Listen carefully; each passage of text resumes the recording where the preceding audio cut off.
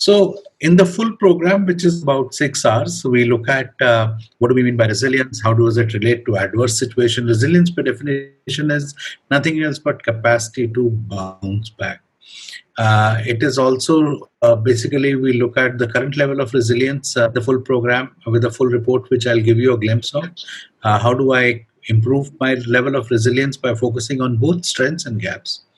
Okay, and look at the tools which will help me looking at building a resilience plan. So that's what we cover. The word resilience comes from Latin word resiliare, which means springing back, and therefore the word is capacity. The context of the word is that something has gone wrong, and it's an innate individual capacity to bounce back and take charge of what is happening to him or her. So that's how we'd like to define. And therefore, when we say resilience, it involves both emotional and physical well being. And we'll go down that road. We'll not go into detail, but we'll talk about some simple skills that will address both physical and emotional well being in the quick time. The goal of this educational experience is not to give you a full or a shorter version of the whole program, but to give you an overview with at least one or two skills which you can start using ASAP, maybe by 4 p.m. when we finish the educational experience. So that's the goal with which we will work. So, those of you who had a chance to do the assessment, you would have got your report where it tells you where you stand on these 7 skill set.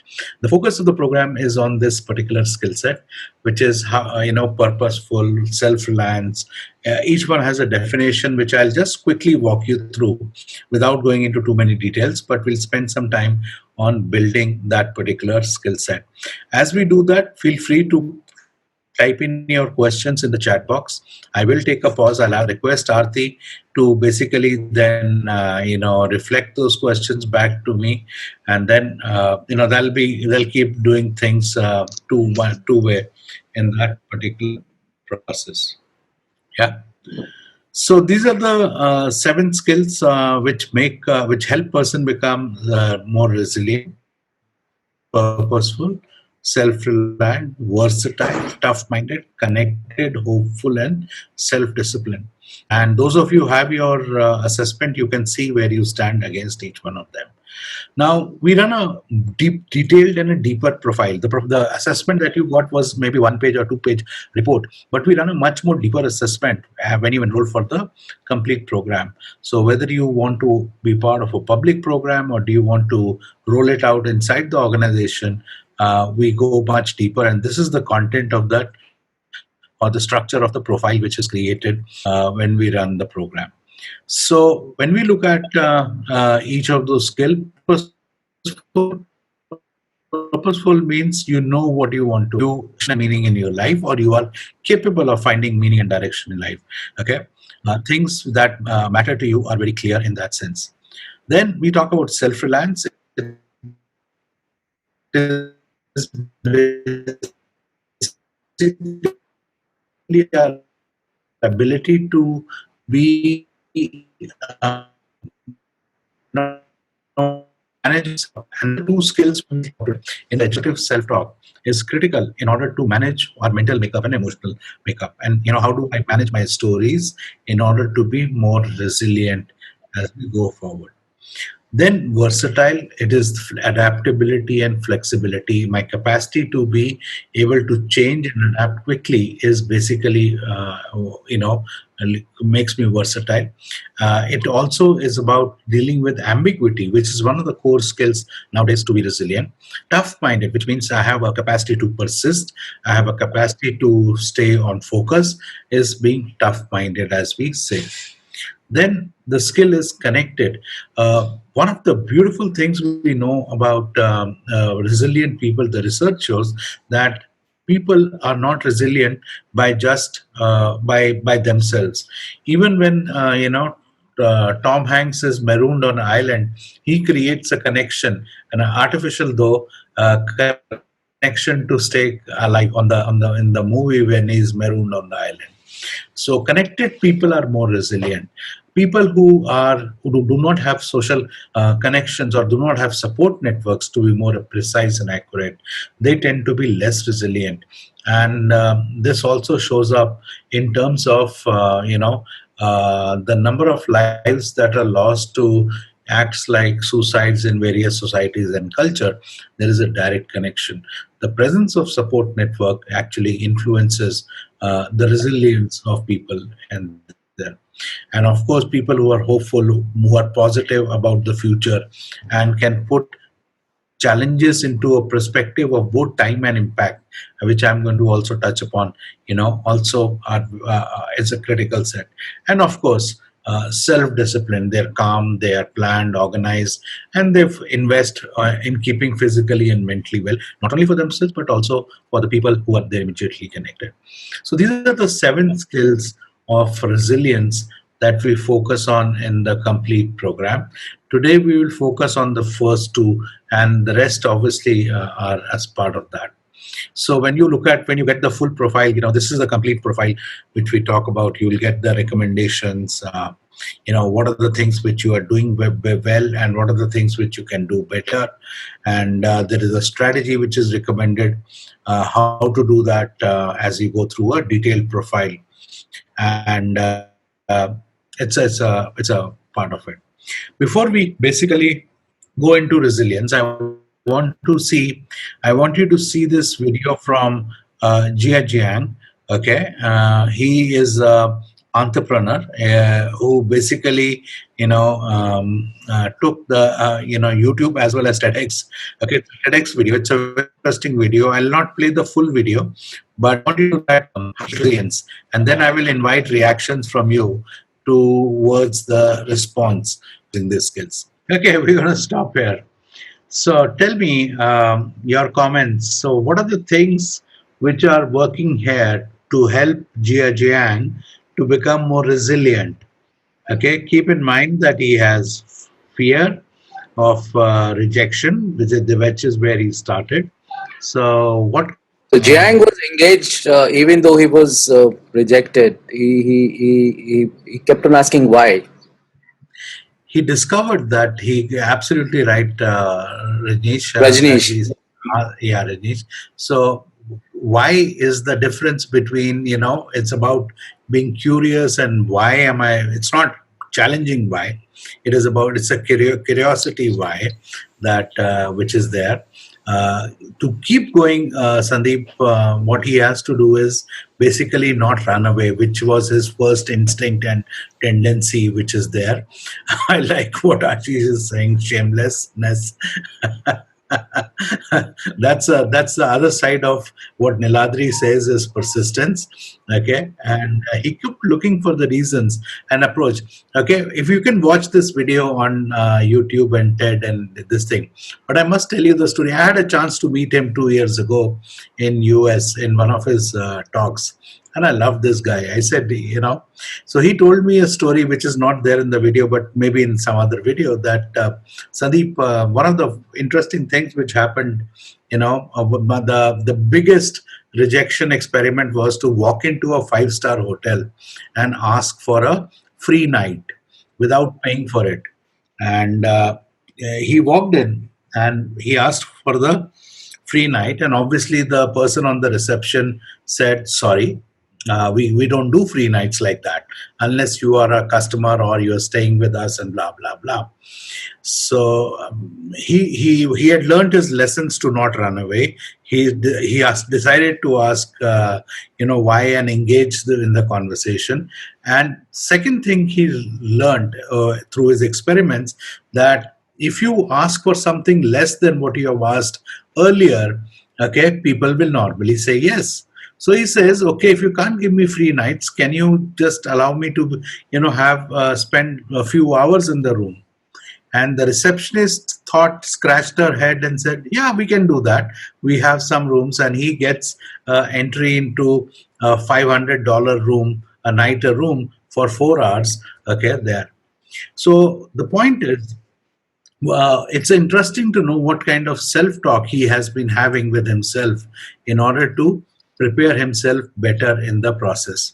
So when we look at Jia Jiang's case study, and there are many case studies which are there, people who have developed resilience as a skill, okay, not just as a attribute. In fact, if you look at Jia Jiang was not resilient in the earlier part of his life. He had a huge fear of rejection. He did not take rejection very well, and so on and so forth, that it started affecting him. And then, when he found this way of dealing with rejection, he started building those skills. And those are the same skills that you notice, we touch upon in the program for resilience. Okay. So just a quick check. Okay. So I'm launching a poll. Tell me which is not a resilience skill. Okay. So your answer is out of the many that I shared in a moment. Okay. Try to answer this without looking at your test report or assessment report. Okay. Okay. Poll is being closed. We have about 70%. So let's see. I'm sharing the results. I hope you can see it. And 37% got it right. The correct answer is self-regulated. Okay. And rest of it, all are the skills of resilience. So that is the only skill which we didn't name as, a skill of resilience. Okay. So that's just a quick check to know, to make things interesting. Then comes managing presence through both physical resilience and so we're not talking about going for a jog. Of course, that obviously will help in our process.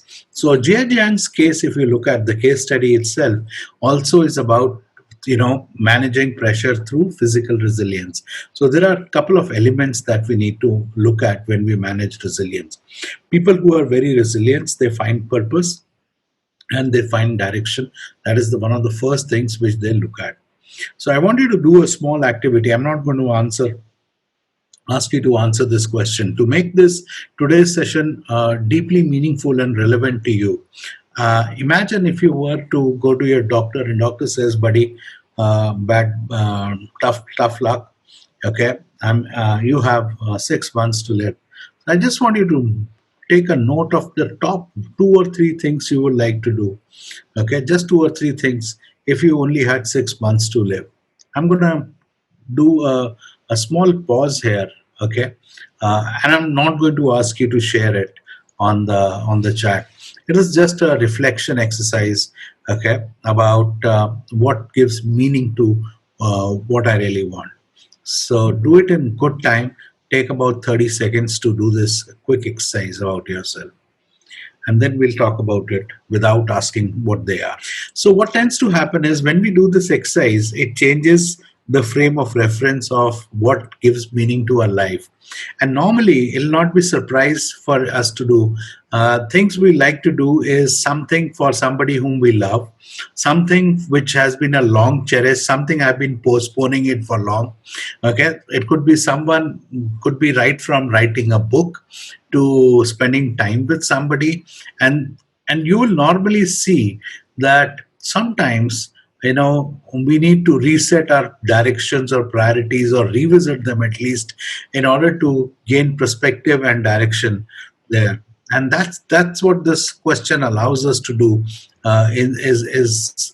gives us brings us closer to what is important to us. And something like Kavi says it very nicely. Okay, these are the things which should never be at the mercy of things which are we normally find ourselves engaging in. So it should never be at the mercy of urgent things which we find ourselves engrossed into. And so having a purpose it provides an anchoring, a psychological anchoring to what we are looking at. And thereby, actually, it reduces the impact adversarial situations can create on us. And by refocusing, repurposing, okay, we can look at what is deeply important to us and devote time and attention. We're not saying get engrossed and only do that, but devote adequate time and attention to powerfully anchor some of the stuff that is important to us.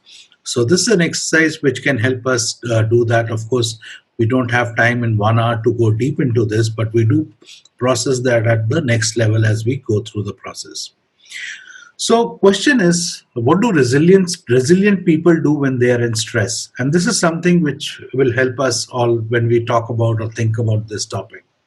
They change the frame of reference in terms of the impact. What it does mean, resilience people are capable of having a dialogue with themselves. In the dialogue, when things go wrong, they're able to say, uh, I've been through worse. So this is, if that I could get through that, I'll get through this also. So they have a way of looking at this, adverse situations. So how they frame the adversarial process is very important. But if we normally notice if that this is the worst thing that could happen to me in my life, if we frame it like that, then that will start affecting us and our decision making, our engagement, our relationships, how we talk to people, how we walk, and so on and so forth. So what do they do is they frame the impact, saying I've been through worse in my life, so if that could be managed, this can be managed. So they talk to themselves. They also reframe the events in context of time. What does that mean? And this is from HBR study when I'm quoting this. What they do is they basically think in longer time frame. So I lost money in the stock market last month. They will say, okay, don't I have another 5 years to make the rest of the money. It's not about getting into an illusion, by the way. It is not about not looking at the reality. It is looking at the reality and framing the reality in a longer or a different impact, frame of reference. Because everything is relative in life. So impact is also relative in life, and time is also a length which is there, and therefore a lot of memes which which are floating around. 2020 is the last year anyone would will ever want to revisit. Yesterday I was seeing meme, my daughter was sharing from Back to the Future, where she said, where the professor is telling Marty that whatever you do, never go back to 2020. It's a nice meme out of the movie called Back to the Future. So what the point we are trying to say is, okay, we frame it on a longer time horizon, that there are many more years to come, and we will work through that. And that is what basically allows us our capacity to build resilience, especially when we are under the pressure of what we are looking at. So we all know this is nothing new, which I'm sharing with you. Pressure and performance have a relationship, and optimum pressure creates optimum performance. High pressure can create problems. Low pressure also can create problems. Either way, it can range from boredom to unhappiness or anxiety, as we call it. So it should be optimum in the world, and therefore that is where there's a definition of eustress and distress and so on and so forth. But I'm not going into the conceptual part of it. But before I go forward, I touch upon the second context of the skill which we are looking at. One of the experiments it's very interesting to do when you see an adverse event in your life, try to change the frame of reference, both in terms of impact and its intensity. You will see that your coping mechanisms will improve dramatically in that situation. Okay, so we are dealing with coping mechanisms here. Okay, any questions before I go forward to the next part?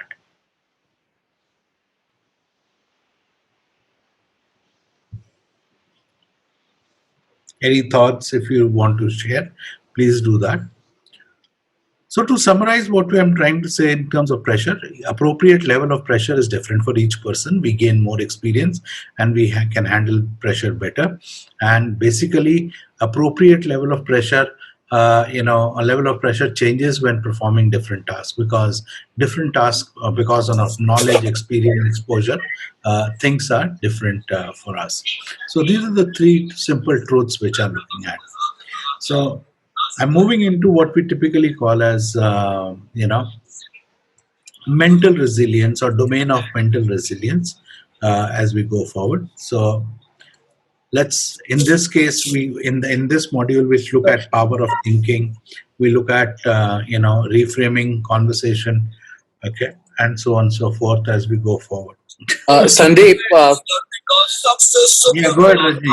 Sandeep, hi, this is Rajneesh. Before this, you talked about physical resilience, right? Uh, uh, was pressure you're talking about in context of physical resilience?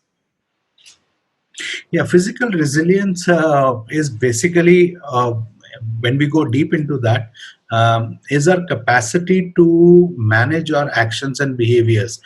Classically, the case study which you saw, while you cannot separate in a real world physical resilience from mental resilience, but only from teaching point of view, we separate them so that it is easier to manage and understand, but both are interrelated. Mental resilience helps you build physical resilience. Physical resilience helps you build mental capacity at the same time. Just to understand, how do you differentiate between mental and physical resilience? What are the elements of resilience?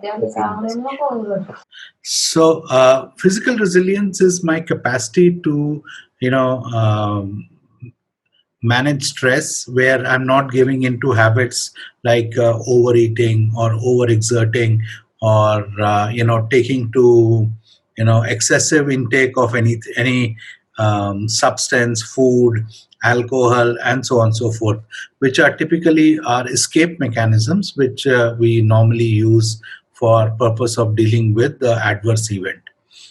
So that part becomes what we typically called as physical resilience. Mental resilience is our capacity to reframe our, frame of reference, like we just discussed, and by reframing, we can deal with, we build better resilience. Does that help? Yeah, thank you, Sandeep. Yeah. So, coming to the, and thanks for asking that question. So, how do we basically look at mind framing or mental resilience, if you want to call it? So, mental resilience is capacity to understand how we work as human beings. The more we understand how our mind works, it is easier for us to then deal with it. It is very interesting that it's only by that understanding we can take control of what is going on. So there is always an event. Event is triggered, it triggers our response, which leads to an outcome. Or outcome can be impact on relationship, impact on result, impact on respect, which is what we are looking at. So let's take a simple example of day-to-day example to understand what mental resilience is all about. Let us say you are working with your manager. She comes to your workstation and says, Sandeep, can you finish this report in next couple of hours? I've got a very important meeting coming up. Okay. And you look at the report, you say it is an atypical report, but you will give it your best shot. And then she comes basically 3 times in 1 hour, giving you hint and suggestions on how to do the report. Now, this is what you see and hear, that she comes to your workstation. It is very likely that when that happens, the story we might tell ourselves is that she does not trust me, she's micromanaging, she does not obviously give any weightage to the good work I have done in past, and so on and so forth. So we might tell ourselves a story. And that story will then create an emotion, which basically could be anger or frustration. And once we are under the grip of anger and frustration, and I sit down and review the report, I may not listen to her inputs or suggestions, and thereby be passive aggressive in my approach with her, and so on and so forth. This is called as basically the trigger model. Trigger model is we don't jump from what we see and hear other people are doing to us and we react. There are two essential steps that we walk through. We tell ourselves a story, and that story creates an emotion. That emotion drives our reaction.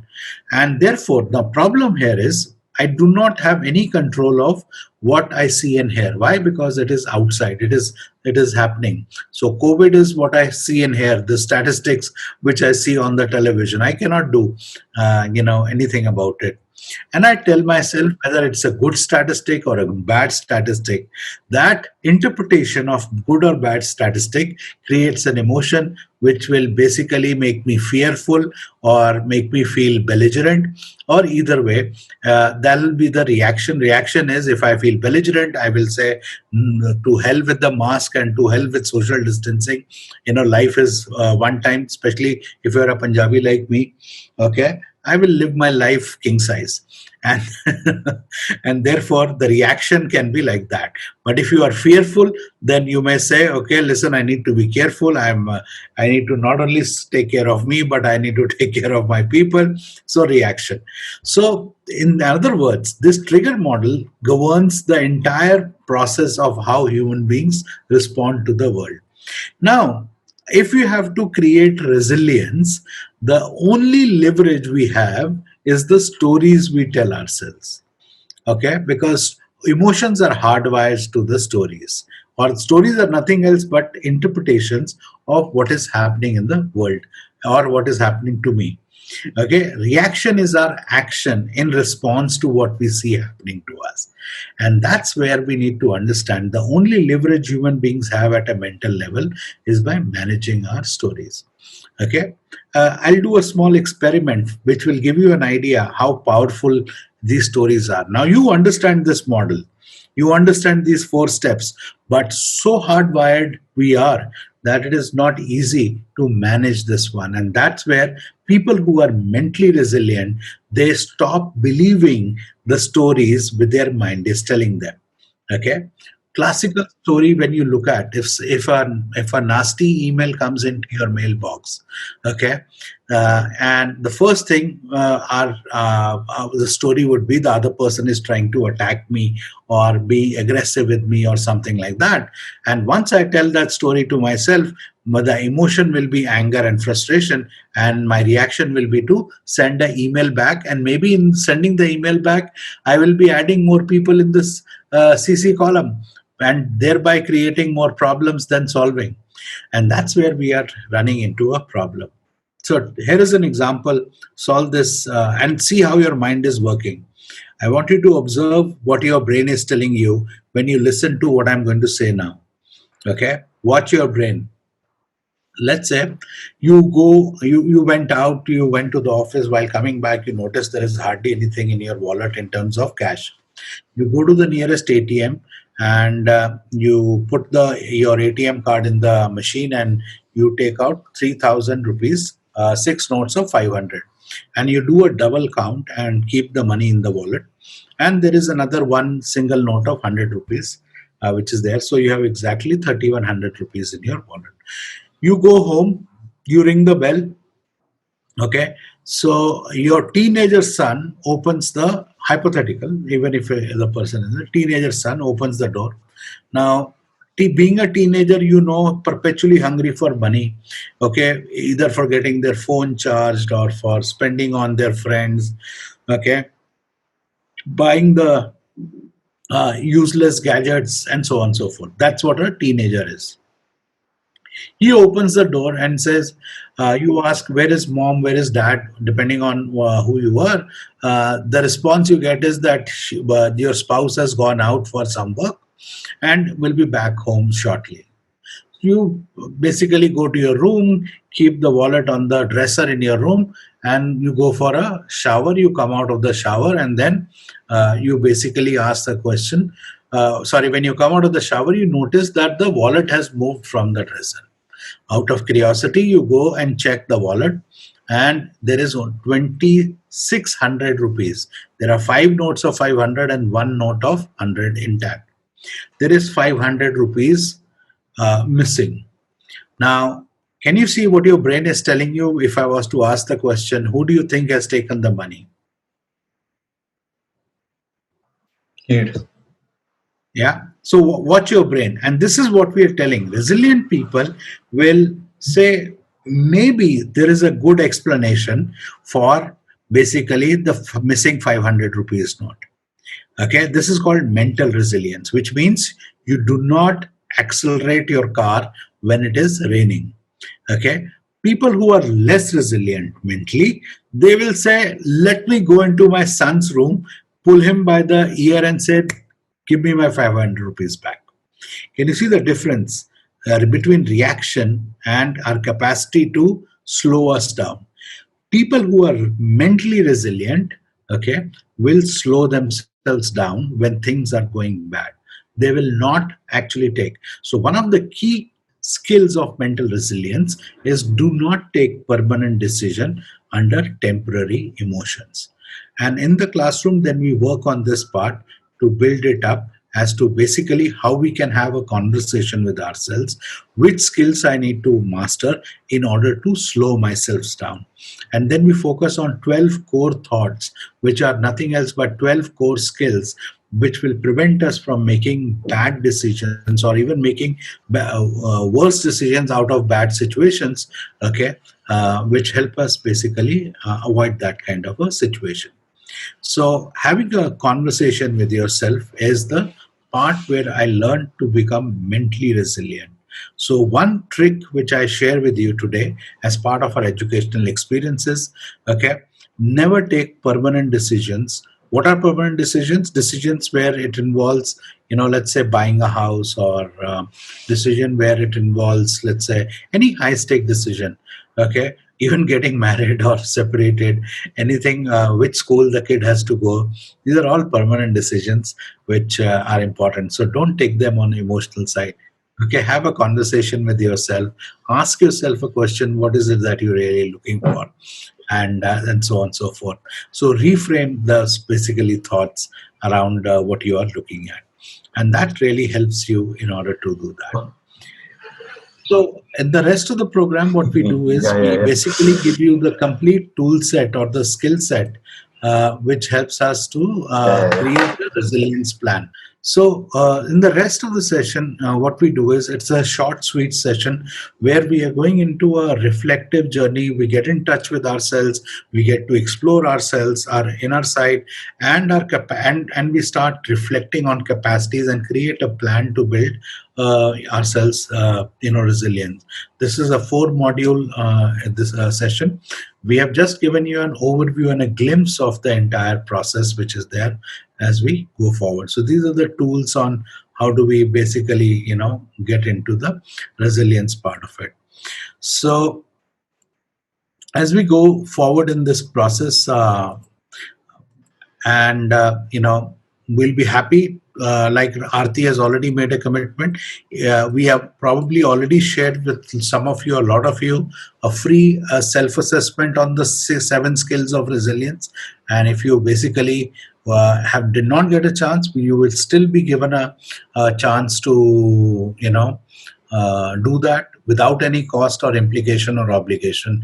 Aarti can basically, you can get in touch with her and she'll be happy to even share the report. We will send the report within 24 hours of you finishing your assessment, basically, as we go forward.